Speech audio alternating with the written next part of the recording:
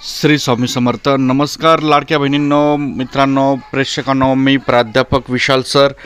तर बघा, KYC झाली आणि सरकारी योजनेचा लाभ बंद झाला। लाडक्या बहिणींसाठी दसऱ्यानिमित्त एक दुःखद बातमी, याविषयी आपण संपूर्ण माहिती बघणार आहोत। तत्पूर्वी चॅनलला नवीन असाल तर चॅनलला नक्की सबस्क्राईब करा आणि बेल आयकॉन नक्की प्रेस करा। अधिक माहितीसाठी गुगलवर समाचारकट्टा.com या वेबसाईटवर तुम्ही सर्च करा। तिथे तुम्हाला KYC संदर्भात कशी करायची आणि आपण कशी केली पाहिजे याविषयी माहिती दिलेली आहे। तर आपण बघूयात की लाडक्या बहिणींनी ज्या KYC केलेली आहे त्यांनी काय चूक केलेली आहे, त्यांचा लाभ कशामुळे बंद झालेला आहे आणि सरकारने किती लाडक्या बहिणींना अपात्र ठरवलेला आहे। व्हिडिओच्या पुढे जाण्याआधी बघता एक सेकंड लागतो, लाईक करत चला फटाफट।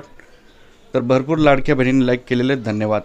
लाडक्या बहिणींचा दसरा हसरा होताना दिसत नाही आहे। यामुळे इतकंच नाही तर त्यांनी KYC केली आणि त्यांचा हप्ता बंद झाला। त्यात पतीचे आधार कार्ड आता जोडणे देखील KYC मध्ये बंधनकारक केलेलं आहे। ही एक महत्त्वाची अपडेट आलेली आहे। त्यामुळे अनेक लाडक्या बहिणींचा आता पत्ता साफ होणार आहे। कारण या दरम्यान लाडक्या बहिणींच्या दरम्यान काही सरकारी महिलांनी देखील या योजनेचा लाभ घेतला होता। त्याचप्रमाणे काही पुरुष मंडळी होती, त्यांनी देखील लाभ घेतला होता।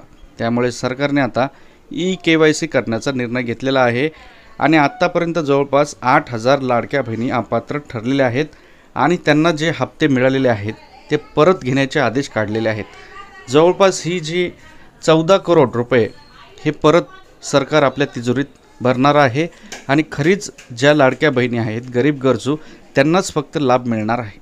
अशा प्रकारची एक महत्त्वाची अपडेट आहे। व्हिडिओ कसा वाटला कमेंट करा, व्हिडिओला जास्तीत जास्त शेअर करा।